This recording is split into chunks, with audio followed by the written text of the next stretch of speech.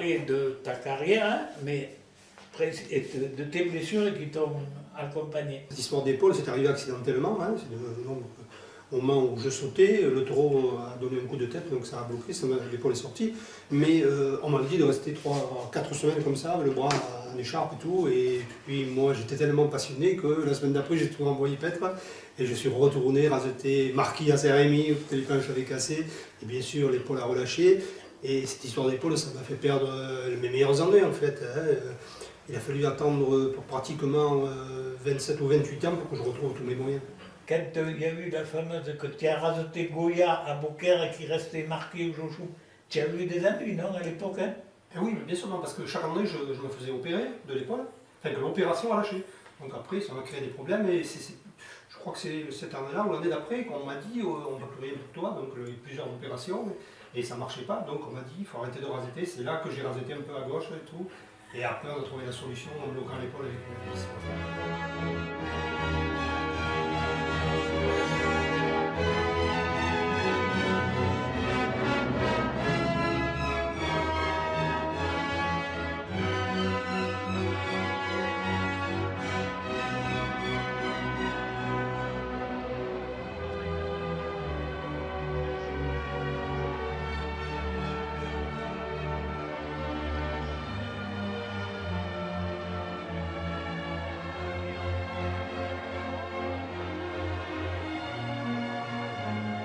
Parce que finalement, des coups de corne, à part le gros coup de corne à la Cocarde d'Or de 89, tu n'en as pas eu terriblement.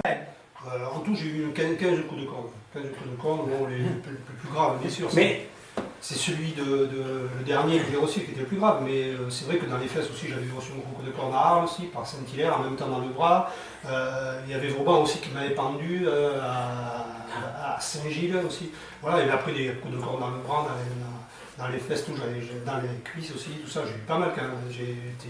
J'ai été servi. Duo, on peut le dire comme duo, avec Pascalet, qu'est-ce que vous avez formé? Pascalet, c'était un taureau qui correspondait à ma manière de raseter. C'est un taureau qui avait beaucoup de tenue, qui anticipait, qui laissait le champ au rasetteur qui voulait y aller. Hein. C'est vrai que quand Pascalet sortait, il n'y avait pas beaucoup de rasetteurs qui se présentaient, donc on avait le champ libre, et moi j'aimais bien ce taureau-là, et avec lui, je passais quand même de belles années. Il y a même Nicolas Biffa qui disait que j'étais celui qui le rasetait le mieux, quoi, qui correspondait le mieux au taureau.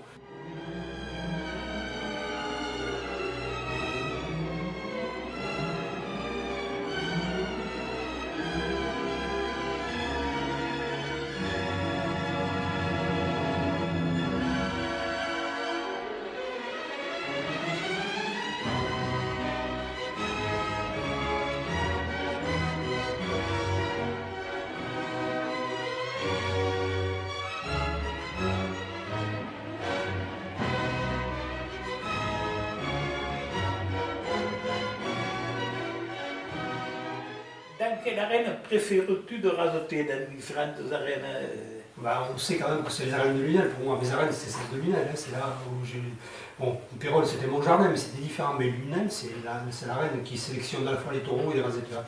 Et j'ai tellement aimé cette arène que j'avais dit si je meurs un jour dans l'arène, je veux être incinéré et qu'on jette mes cendres.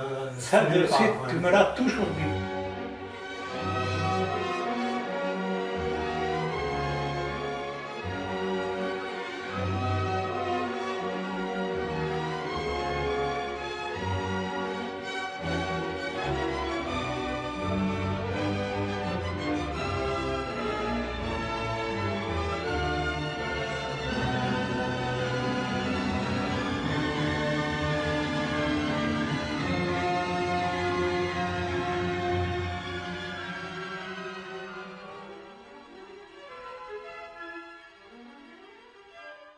Et Pérol, alors Pérol, chez toi?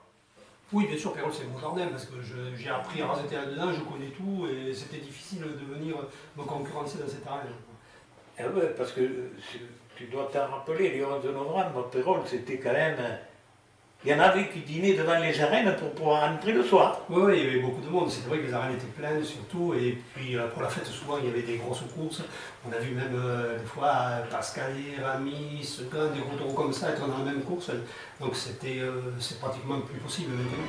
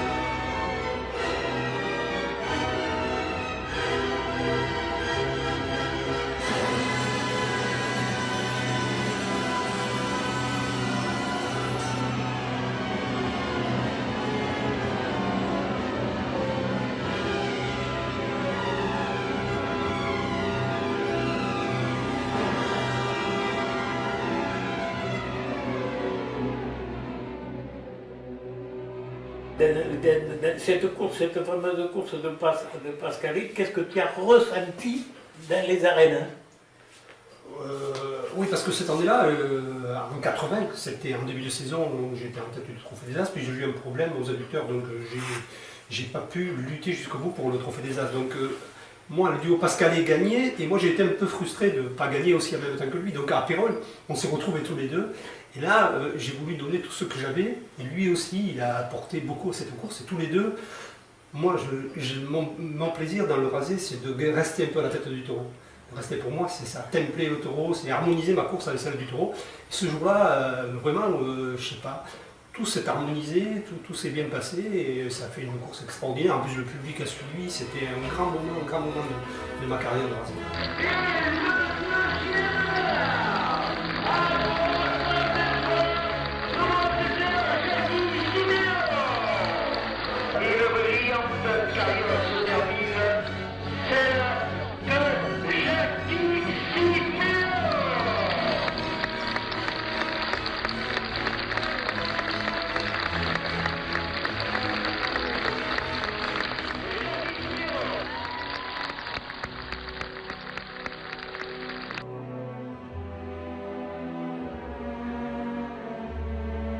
Tes adieux dans les arènes de Lunel a été un moment d'émotion, et toi, qu'as-tu ressenti ce jour-là? À la fois, bon, je voulais faire mes adieux, je voulais me retirer de l'arène, mais c'était quand même un moment de frustration, là, parce que sortir de l'arène, abandonner ça, c'était un choc.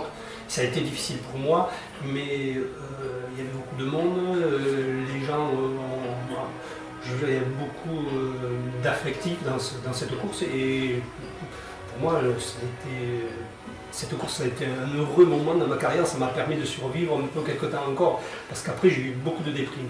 Quand on s'arrête comme ça, un peu brusquement comme ça, c'est difficile de survivre à ça.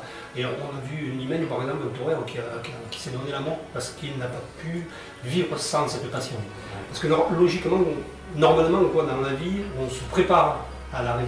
Et là, c'était un peu brutal, donc voilà. Mais c'est vrai que c'était chaud, il y avait une bonne ambiance et les gens m'ont beaucoup soutenu pendant cette course.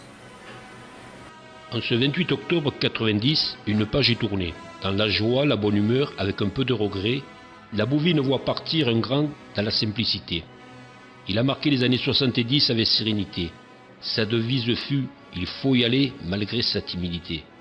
Arène, cocardie et attributs, trophées n'ont plus de secret. Jack, Jackie Siméon nous a ensorcelés. Et aujourd'hui à Lunel, tu fais ton dernier rasé. Prince tu fus, et on cite ton nom avec respect. Ton sang a coulé sur les pistes ensoleillées. Ton crochet a coiffé des milliers de taureaux endiablés. L'air de Bizet et les applaudissements se sont associés pour te dire adieu, car nous ne sommes pas prêts de t'oublier. La coupe au sang t'a retenti pour te remercier. Nous n'avons qu'un regret, c'est d'avoir une page à tourner.